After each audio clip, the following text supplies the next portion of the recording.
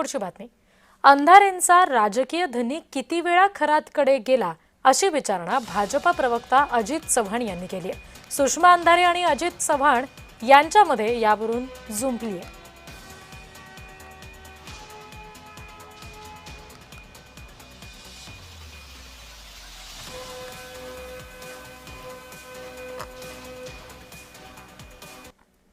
या सगळ्या संदर्भात अजित चव्हाण यांनी काय म्हटलेलं आहे ते बघूया.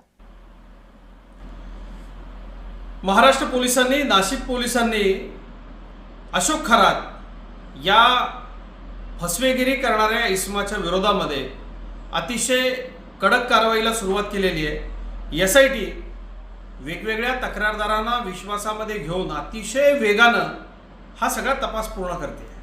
आता माननीय मुख्यमंत्र्यांच्या निर्देशानंतर याच्यामध्ये EDच्या कारवाईला सुद्धा सुरुवात झालेली आहे. परंतु वेगवेगळ्या राजकीय पक्षाचे काही पदाधिकारी या विषयाला आपल्या प्रसिद्धीसाठी कसं वापरता येईल याचा निश्चितपणे वापर करतायत.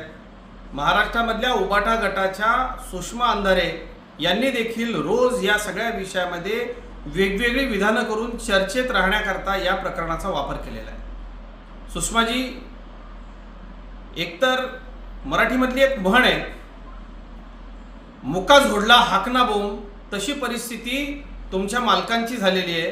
एकदा शांतपणे मातोश्रीवरती जा आणि आपल्या धन्यांना विचारा, आपल्या धनींबाईंना विचारा की मी या विषयामध्ये कितपत, किती आणि कसं बोलू. SIT तपास करते.